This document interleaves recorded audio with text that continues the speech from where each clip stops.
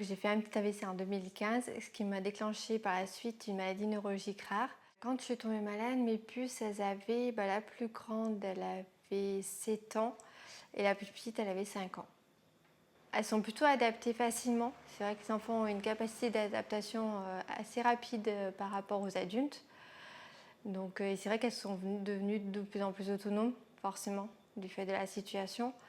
Et c'est vrai que là où ça a changé, c'est plus au niveau du regard des adultes et tiers de la famille en fait. C'est qu'ils devançaient en fait tous mes besoins, ils essayaient de tout faire à ma place, sans forcément me demander si j'avais besoin ou pas. Moi j'ai été opérée au niveau cérébral, j'ai subi une grosse intervention, donc à la suite de quoi j'ai été presque 6 mois hospitalisée. Donc je ne suis pas rentrée à la maison. Forcément, les mamies avaient pris un peu plus de place à la maison. Et quand moi je suis rentrée, ça a été compliqué de retrouver ma place en fait, en tant que maman, même vis-à-vis des enfants. C'est toujours, j'ai demandé à mamie, mais non, je suis là. Et je suis dans capacité d'apporter des réponses quand même.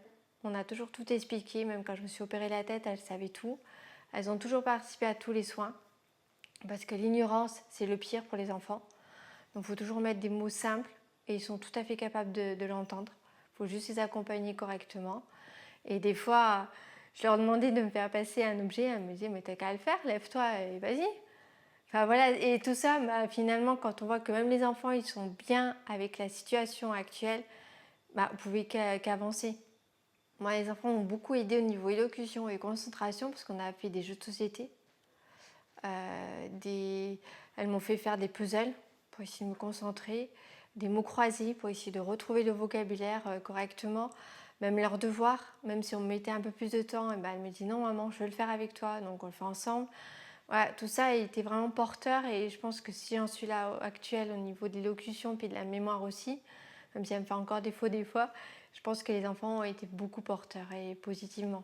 Au départ, j'avais du mal à suivre les devoirs des enfants et c'était elle en fait qui me poussait à lire quand même malgré mon petit souci d'élocution que j'avais. Même si moi je m'enfermais dans non non je veux pas parce qu'on va mettre plus de temps ou je vais pas tenir l'histoire correctement, et non, au contraire elle me disait mais moi je veux que ça soit toi. Donc elle savait tout à fait au fond d'elle qu'en faisant ça, elle m'apportait énormément et elle me faisait avancer aussi. Et je sais que voilà, ce qu'on a vécu à la maison, ça les a vraiment rendues plus fortes. Parce que comme elles me disent, ouais, un petit bout c'est rien, hein. Il y en a qui se plaignent pour un rien. Je pense que c'est nous en tant qu'adultes qu'on veut tellement les protéger qu'on se pose plus de questions qu'eux. En fait, eux c'est oh maman elle est là, c'est encore maman, elle est en fauteuil, c'est pas grave, elle est encore là quoi. Enfin, voilà, toutes les questions en fait c'est nous qui nous les posons plus. Est-ce que j'étais encore légitime d'être parent, d'avoir la capacité d'apporter en fait tout ce dont elles ont besoin pour se construire. Puis il faut dire qu'avant, je faisais énormément de choses avec mes enfants aussi. Et du jour au lendemain, brutalement, tout s'est arrêté. Donc comment compenser ce vide? Je ne peux pas faire la cuisine, par exemple.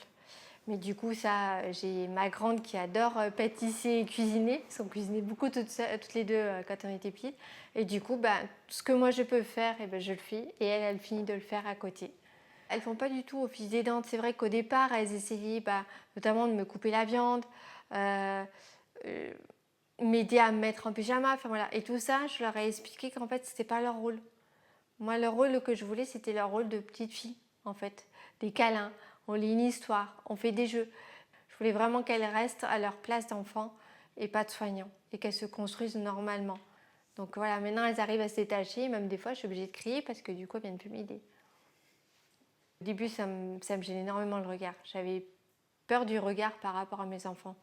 On a été confrontés à deux difficultés quand on a été vers les magasins. La caissière m'a demandé de passer devant, parce que voilà, normalement, je dis bien, on est prioritaire. Sauf que les personnes devant n'ont pas voulu me laisser passer. Et ils m'ont dit clairement devant mes enfants, mais de toute façon, vous êtes handicapés, restez chez vous, vous n'avez pas besoin d'aller faire des courses. Ça les avait affectés et d'ailleurs, j'avais été très surprise par la remarque de ma petite, la petite dernière, qui l'avait regardée en lui disant « Vous êtes con ». Et venant d'une enfant de 5 ans, 6 ans, ça a été tellement spontané que ça voulait tout dire en fait. Elle ne voyait pas pourquoi moi, j'avais pas le droit de sortir, quoi. Que eux, ils avaient qu'à rester chez eux, quoi. Le handicap ne nous a pas bloqués, bien au contraire, il nous a même démontré d'autres choses, quoi. C'est parce que la porte elle est fermée qu'on ne va pas essayer de la pousser, quoi.